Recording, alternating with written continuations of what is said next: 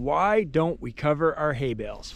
If you look behind me, you will see a huge grid of round bales of hay that are stacked out there, and at the very end of the grid there's cattle that are feeding on the bales. And somebody asked in a previous video in the comments, why don't you cover your hay bales or store them under cover? And that's a great question, so this is a good opportunity to explain it.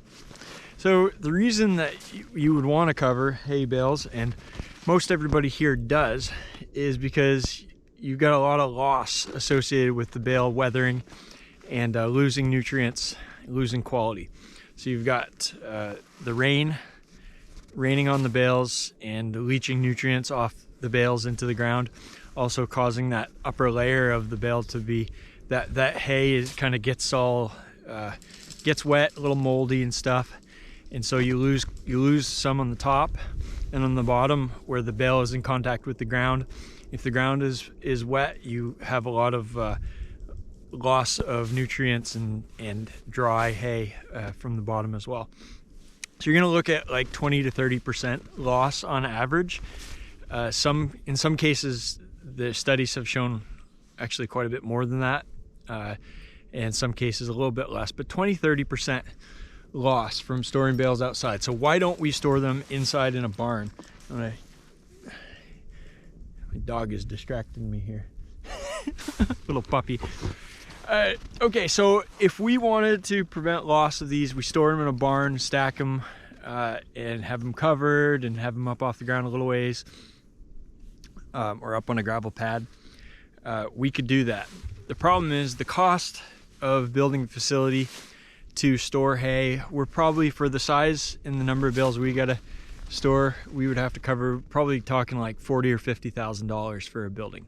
I could probably build one myself for a little bit less, but not much less than that, especially when you factor in groundwork and stuff. So 40 or 50 grand. I live in a town that has a pretty high property tax rate. It's one of the highest in the area. It's, you know, a real rural area, but taxes are pretty high. So I would be looking at increasing my annual tax bill by building a barn to store hay by about $500 to $1,000, depending on what the town valued it at and what the mill rate was for property taxes. So we've got an annual expense there, $500 to $1,000. We've also got the cost of the building amortized over whatever the 30, 40, 50 year life expectancy is, but that building's not going to last forever. It's going to depreciate. So we've got quite a bit of expense tied up in trying to keep this hay from losing value. So you got to kind of balance that out. Now, the big factor outside of just storing, because you could just stack them in a big stack and put a tarp over them, and you could preserve hay that way pretty good. A lot of farmers around here do that. The problem associated with any type of storage is that you got to get that hay out of the stack and feed it to the cows all winter long.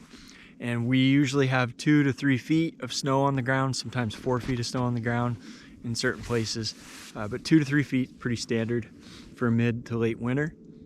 And you're gonna have to either go over that ground with a really big tractor and keep a trail packed, or you're gonna have to plow a road, or you're gonna have to run a snow blower. You have to do something so you can get to the cows to feed out that hay. And then you have all of the cattle in one area where you're feeding out the hay, and they're kind of staying there all winter in a lot of cases. You could move them around. I know some people do that, and that helps as well. But so you've got the storage cost, the added cost associated with that, and then you've got the feeding cost when you have all your hay in one place. So for us, we've just kind of worked out the numbers and decided that this was going to work best for us. So we store the hay outside. We're going to lose 20 to 30% probably. It depends on the type of bale. These newer bales are doing a lot better because we got a nice new baler that makes a tight bale and it sheds moisture pretty good. But we accept that loss. And you know what the beauty of it is, guys? The cattle are moving all winter long. They're moving with the hay, and they're not going back and spending a bunch of time in their previous areas and on their old manure and stuff. So they're always on a little bit of fresh ground. Every week or so they're on fresh ground, and so you don't have a lot of concerns with the manure and parasites, bacteria, and all that stuff. You avoid that to quite a large extent. And the other beauty of it is, you remember that 20 to 30% loss we're talking about? That loss is all going right back into my ground.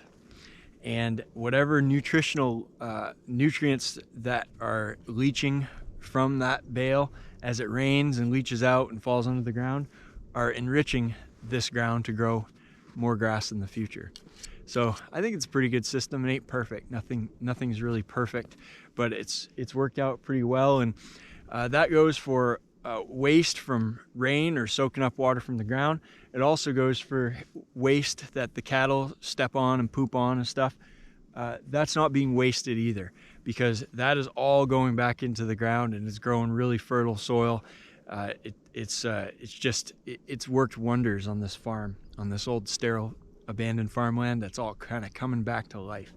So it's a beautiful thing, and yeah, works well for us. I had one other thing I wanted to mention, but I forgot what it was. God, it's a beautiful day.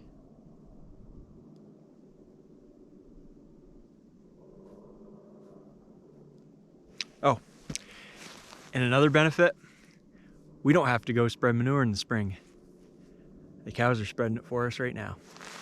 Take care, guys.